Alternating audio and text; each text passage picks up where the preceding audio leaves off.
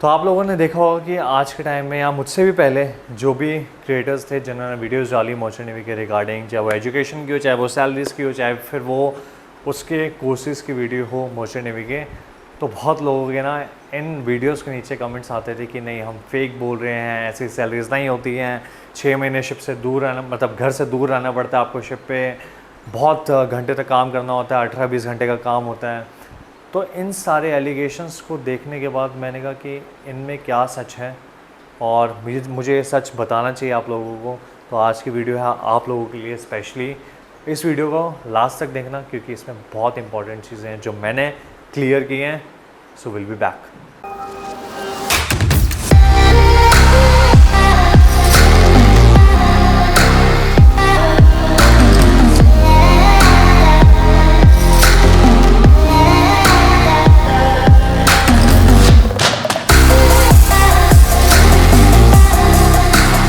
सबसे पहले मैं बात करूं लॉन्ग कॉन्ट्रैक्ट्स की। जो लोग बोलते हैं कि 6-6, 7-7, 8-8 महीने शिप पे रहना पड़ता है, तो हाँ, इस जॉब का प्रोफेशन ही ऐसा है कि आपको 7 महीने शिप पे रहना पड़ेगा। मैं उनसे पूछना चाहता हूँ, अगर आप शिप पे नहीं रहोगे तो शिप चलेगा कैसे? तो उन्हीं वर्क के लिए, उन्हीं क्राइटेरियाज को मैच करने के लिए जो कि रिक्वायरमेंट है मर्चेंट नेवी की, उसके लिए आपको कॉन्ट्रैक्ट्स आपके लंबे होते हैं। किसी किसी कंपनी में आपके कॉन्ट्रैक्ट्स लॉन्ग होते हैं, किसी किसी में शॉर्ट होते हैं। जैसे मैंने अपनी वीडियोज़ में बताया कि ऑफिसर्स के मेरे कॉन्ट्रैक्ट 4 ऑन 2 ऑफ के हैं, मतलब 4 महीने शिप पे 2 महीने घर। किसी किसी कंपनी में वही ऑफिसर जो मेरे फ्रेंड्स हैं वो करते हैं 6 to 7 मंथ्स, उसके बाद फिर वो घर आते हैं 2 महीने के लिए, फिर उनको जाना पड़ता है 6 to 7 मंथ्स के लिए। और जीपी रेटिंग की बात करूँ मैं, मतलब जो क्रू साइड वाले हैं उनको करने होते हैं 9 to 10 मंथ्स। तो ये सिनेरियो रहता ही है। इस प्रोफेशन की डिमांड ही ऐसी है कि आपको 8 से 9 महीने या 6 महीने तक आपको घर से दूर रहना पड़ता है। और इस फील्ड में रैंक्स के ऊपर डिपेंड करता है डेफिनेटली कि आपकी रैंक क्या है। आप कैप्टन हो, आप चीफ इंजीनियर हो, आप सेकंड इंजीनियर हो, आप 4th इंजीनियर हो, या फिर आप ऑयलर हो, वाइपर हो, तो उन बेसिस पे आपके कॉन्ट्रैक्ट्स आपको मिलते हैं।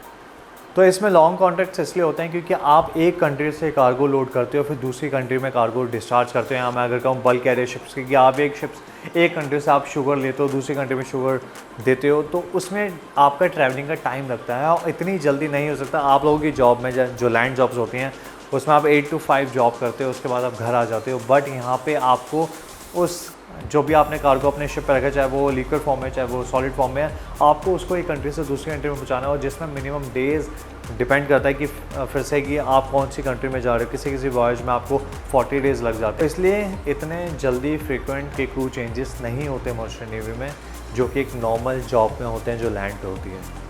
सेकंड पॉइंट की बात करूँ तो वो है 24/7 वर्क का। लोग कहते हैं कि 24/7 वर्क करना होता है शिप पे। ऐसा कुछ नहीं है।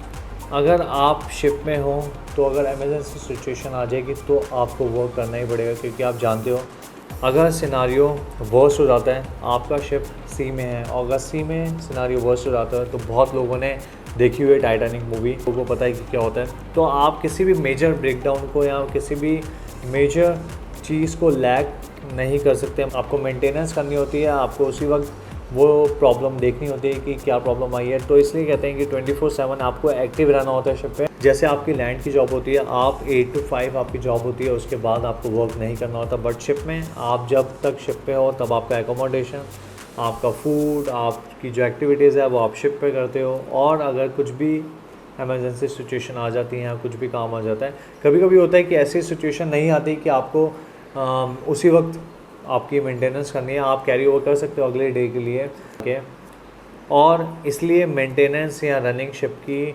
मैंडेटरी होती है। मतलब अगर कुछ भी मेजर ब्रेकडाउन हो गया तो आपको ठीक करना ही करना है। आप शिप को ऐसे ही नहीं छोड़ सकते। वो भी फिज़िकल डिमांडिंग जॉब है। तो अगर आपको लेज़नेस नहीं आती और आप डिसीजन मेकिंग कर सकते हो इमरजेंसी सिचुएशन में, आपको पता है कि आप हैंडल कर लोगे अपने आप को, आप होम सिक नहीं हो, लोग ये सोचने लग जाते हैं कि यार मेरे को तो घर पे रहना चाहिए था। अगर आप ये सोचो कि अगर आपको घर जाना है तो जो शिप पे बाकी क्रू है, जो भी 24 या 23 जो भी पीपल हैं आपके साथ क्रू शिप पे, उनको भी बाकियों को घर जाना है। तो अगर एक भी मिस्टेक आपसे हो गई या किसी और से हो गई तो ये सबकी लाइफ को रिस्क में डाल सकता है। इसलिए कहते हैं 24/7 शिप पे आपको वर्क नहीं, आपको एक्टिव रहना पड़ता है। कि आपको ये पता होना चाहिए कि जो भी आप कर रहे हो, चाहे वो एक चार्जर को आप बेड पे लगा के छोड़ रहे हो, वो भी एक चीज़ मैटर करता है आपके लिए, क्योंकि उससे भी फायर हज़ार्ड्स होते हैं। कोई काम ऐसा तो नहीं है जो आपने बिल्कुल बीच में छोड़ दिया है, या फिर कोई ऐसी चीज़ें तो नहीं है जो आपने अनलैश छोड़ दी है, मतलब बंदी नहीं हुई है और रोलिंग होने वाली है तो वो बैंग करेंगी बल्कहेड पे। हम घर पे बैठे बैठे स्मोकिंग कर सकते हैं, बट शिप पे आप अपने रूम में स्मोकिंग नहीं कर सकते हो। इसके रिगार्डिंग मैं वीडियो बनाऊंगा कि फिर ये चीज़ें कैसे होती। और तीसरा पॉइंट जो मैंने आज अपने कमेंट सेक्शन में पढ़ा कि आपको अपनी फैमिली से दूर रहना पड़ता है, इस जॉब में बहुत ज़्यादा मेंटल स्ट्रेस है, तो मैं उनसे पूछना चाहता हूँ मेंटल स्ट्रेस आज के टाइम में किस जॉब में नहीं है? ऐसी कोई जॉब नहीं होगी जिसमें आपको बिना मेंटल स्ट्रेस के कोई आपको पे करे, वो भी एक हैफ्टी अमाउंट या हैंडसम सैलरी। इस जॉब में ज़रूर है, क्योंकि इस जॉब की डिमांड फिर से वैसी है कि आपको जब शिप पे रहना है तो आपकी फैमिली को तो कंपनी नहीं अलाउ कर सकती कि आप शिप पे आओ। आपको पता है शिप पे टोटल क्रू नंबर होता है 20 to 25 पीपल जो पूरे शिप पे होते हैं। लोगों को लगता नहीं कि नहीं आप अपनी सारी फैमिलीज़ ले जा सकते हो, ऐसा नहीं होता। क्राइटेरिया मैच करना चाहिए, और इसलिए मैं उन लोगों की भी बात कर रहा हूँ यहाँ पे जो अपनी फैमिली से ज़्यादा अटैच हैं, जो सॉफ्ट हार्टेड हैं, जिन्होंने कभी हॉस्टल लाइफ नहीं देखी। ऑल्दो वैसे इस फील्ड में रेसिडेंशियल कोर्स ही होते हैं सारे के सारे, और जो एडवेंचरस नहीं है, मतलब जिनको नहीं पसंद कि वो आउटिंग करते हैं या उनको दूसरी कंट्रीज़ में या दूसरी स्टेट में जाना नहीं पसंद, कुछ लोग होते हैं ऐसा, तो मैं उनके लिए ये फील्ड कहूँगा कि उनके लिए फील्ड नहीं है। क्योंकि आपको इस फील्ड में प्रैक्टिकल होके चलना पड़ता है कि जब अगर आपकी फैमिली में कभी कोई एमरजेंसी कंडीशन आ जाए। मैं पर्सनली अपनी बात कर रहा हूँ, जब मेरे दादाजी की जब डेथ हुई थी, सो मैं एकदम से नहीं जा पाया था अपने घर पे।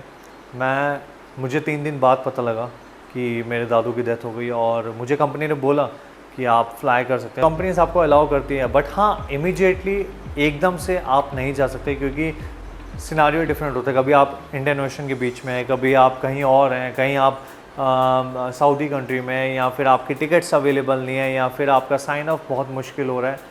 तो ऐसी चीज़ें भी आपको देख के चलनी पड़ती है कि आप अपने फैमिली ओकेजन्स पे नहीं जा सकते हो। शादी किसी की है या फिर दिवाली दशहरा, मुझे पता है मेरी वाइफ और मेरी मम्मी के बोलते रहते हैं कि मैं दिवाली दशहरा अपना खुद का बर्थडे आपके पीछे रह जाते हैं इस फील्ड में आगे। इस बात को मैं डिनाई नहीं करूँगा। और ऊपर से मेरे सीनियर्स, मेरे जो प्रोफेशन में जो मेरे दोस्त हैं या मेरे जर्नी में जो मेरे साथ थे, उन्होंने भी 1-2 कॉन्ट्रैक्ट के बाद होम सिकनेस, आपको स्टार्टिंग में सबको होम सिकनेस नहीं फील होती, बट उसके बाद पता लगता है कि आपको होम सिकनेस हो रही है कि नहीं हो रही है। क्योंकि 1-2 कॉन्ट्रैक्ट के बाद आपको लगने लगता है कि नहीं मुझे घर पे रहना है, मेरे को घर की याद आ। तो अगर मैं 4th पॉइंट की बात करूँ तो 4th पॉइंट भी है बेटर कंपनी, तो आपका बेटर लिविंग स्टैंडर्ड। जैसे कि मैंने अपनी लास्ट वीडियोज़ में बताया है, आप लोग देख सकते हैं मेरी वीडियोज़ में, चाहे आप कोई भी कोर्स कर रहे हो, DNS का, GME का, BTech का या फिर ETO का, आप ऐसे इंस्टीट्यूट से करो जहाँ पे प्लेसमेंट होती है, ना कि उन इंस्टीट्यूट में से जहाँ पे आपकी फ़ेक प्लेसमेंट होती है। मतलब आपको पता ही नहीं होता कि आपकी प्लेसमेंट होगी नहीं होगी, उसके बाद आप एजेंट के पास जाते हो, एजेंट आपसे पैसे लेता है, उसके बाद वो ऐसे शिप्स पे भेजते हैं आपको जहाँ पे ना खाना होता है, ना हाइजीन होता है, ना सेफ्टी होती है, ना आपको रेस्ट होता है। मतलब आप करे जा रहे हो काम 20 घंटे 22 घंटे, और ना आपको सैलरी अच्छी मिलती है। तो ये चीज़ें मैटर करती है आपके ऊपर कि आप अपने स्टैंडर्ड्स, आप अपने कैलिबर को इतना बना लो कि अच्छे इंस्टीट्यूट में जाओ और वहाँ से आप अपनी प्लेसमेंट लो। क्योंकि प्लेसमेंट का पीक टाइम होता है जब आप कॉलेज में होते हो।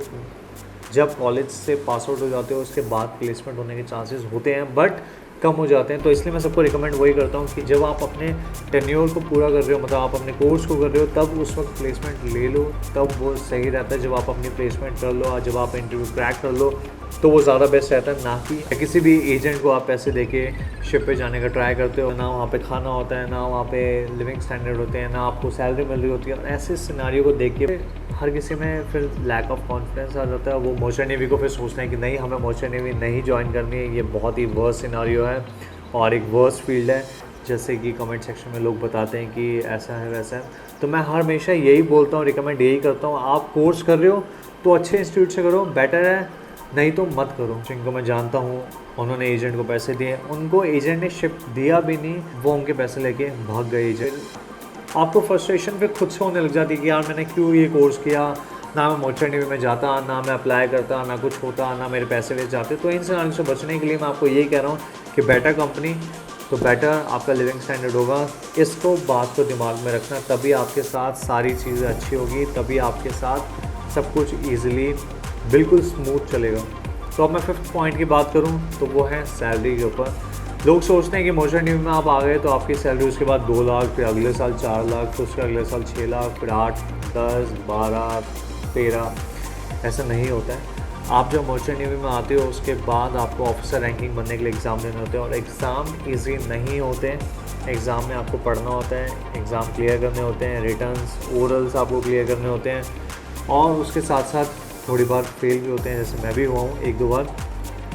और उसके बाद आप ऑफिसर रैंकिंग में जब जाते हो तब आपकी कंपनी के ऊपर डिपेंड करता है कि आपकी कंपनी कितना हाइक दे रही है आपको। कुछ कंपनी $100 का या फिर $1000 का या फिर $2000 का, कुछ कंपनी हाइक नहीं देती हैं ज़्यादा, तो वो वेरी करता है फिर से कंपनी के ऊपर, जैसे मैं बता रहा हूँ आपको। तो ऐसा कुछ नहीं है कि लोग सोचते हैं कि यार मैंने एक बारी कॉलेज पास आउट कर लिया ना, उसके बाद तो कोई टेंशन नहीं है, उसके बाद तो बस फिर पैसा ही पैसा है। ऐसा नहीं होता, चाहे वो जीपी रेटिंग भी हो, क्योंकि आपको कोर्सेज़ करने होते हैं, रिफ्रेशर कोर्सेज़, सेफ्टी कोर्सेज़, उसमें भी आपको एग्ज़ाम देने होते हैं। आज के टाइम में डीजी इतना ज़्यादा स्ट्रिक्ट हो चुका है कि आपको ई लर्निंग, जैसे मैं वीडियोस जो देख रहे हैं मर्चेंट नेवी के लोग या जो जीपी रेटिंग या जो भी कोर्स कर रहे हैं, ई लर्निंग आपको करनी होती है। उसके बाद आपको एग्जिट एग्ज़ाम देना होता है और बहुत लेंदी प्रोसेस होता है। तो इसलिए आज के टाइम में डीजी शिपिंग ने इस फील्ड को ईजी ना बना के बल्कि थोड़ा डिफ़िकल्टी कर दी है, ताकि जिनमें कैलिबर है, जो सही में मर्चेंट नेवी में आना चाहते हैं, तो वो अपने आप को प्रूव करें, अपने आप को इतना कैपेबल बनाओ कि आप इंटरव्यू क्रैक करो, आप एग्ज़ाम दो, चाहे वो रिटर्न हो चाहे वो ओरल दो, अपना बेस्ट दो, और उसके बाद आप एक बेस्ट कॉलेज में जाके प्लेसमेंट लो। आपको स्टडीज़ करनी होती है, तो ये भूल जाना कि आपकी स्टडीज़ एंड हो जाएगी जैसे आप मर्चेंट नेवी में आओगे। नहीं, आपके कैप्टन बनने तक या चीफ इंजीनियर बनने तक आपको स्टडीज़ करनी होती है, और उसके बाद भी जो भी आप ये कोर्सेज़ करते हो, डीजी शिपिंग या सेफ्टी कोर्सेज़, उसके बाद आपको ई लर्निंग करनी है, फिर एग्जिट एग्ज़ाम देना है। 3 बार अगर फेल हो गए तो फिर आपका अटैम्प्ट फेल, और आपको फिर से कोर्स करना पड़ेगा, मतलब फिर से पैसे लगेंगे, और कोर्सेज़ की फ़ीस भी बहुत ज़्यादा होती है। सस्ते कोर्सेज़ नहीं होते मर्चेंट नेवी में। कुछ आपके ऊपर डिपेंड है, कोई आपको फोर्स नहीं कर रहा। और अगर इस प्रोफेशन में जाना है तो एक वैलिड, एक सही पाथ से जाओ, ना कि एजेंट के थ्रू, ना कि अपने पैसे वेस्ट करके, क्योंकि आपने कोर्स में वैसे इतने पैसे दिए होते हैं। तो लैक स्पेंड करने से अच्छा आप ये देखो कि मैं जहाँ लगा रहा हूँ, जहाँ मैं इन्वेस्ट कर रहा हूँ 3-4 लैक्स, क्या वो इंस्टीट्यूट अच्छा है, क्या वो प्लेसमेंट देता है, क्या वहाँ भी फूड फैसिलिटी अच्छी है, क्या वहाँ हाइजीन है। तो ये चीज़ें चेक आपको करनी है। So thanks for watching this video. अगर वीडियो पसंद आई है तो like, share and subscribe the channel, और कमेंट सेक्शन में बताना है कि आपको ये वीडियो कैसी लगी। और अगर कोई भी डाउट है मर्चेंट नेवी के रिगार्डिंग, चाहे इस वीडियो के रिगार्डिंग या कुछ भी किसी भी टॉपिक से रिगार्डिंग, तो आप मुझे बता सकते हो। Till then signing off, Delhi वाला शेयर, मिलते हैं नेक्स्ट वीडियो में नेक्स्ट टॉपिक के साथ।